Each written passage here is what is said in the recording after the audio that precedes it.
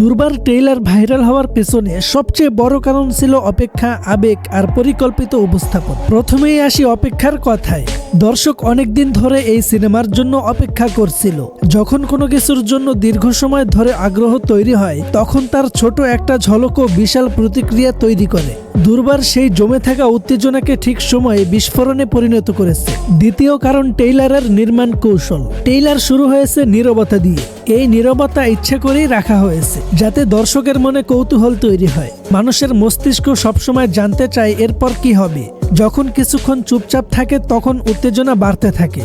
তারপর হঠাৎ মিউজিক ঢুকে পড়ে, দৃশ্য দ্রুত বদলায়, আর হিরোর এন্ট্রি আসে শক্তিশালীভাবে। এই পরিবর্তনটা দর্শকদের শরীরে এক ধরনের শিহরণ তৈরি করে। তৃতীয় কারণ ভিজুয়াল ও স্টার পাওয়ার। স্লো মোশন শট, শক্তিশালী ব্যাকগ্রাউন্ড স্কোর, আত্মবিশ্বাসী চোখের অভিব্যক্তি, সব মিলিয়ে একটা পাওয়ারফুল ইমেজ তৈরি হয়েছে।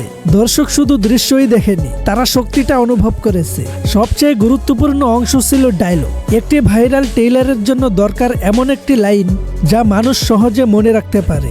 দুর্বারের ডায়লগগুলো ছিল ছোট্ট, পরিষ্কার আর প্রভাবশালী। ফলে মানুষ সেটা রিপিট করেছে, শেয়ার করেছে। সব মিলিয়ে দুর্বার ট্রেইলার ভাইরাল হয়েছে কারণ এটি দর্শকদের মনস্তত্ত্ব বুঝে তৈরি করা হয়েছে।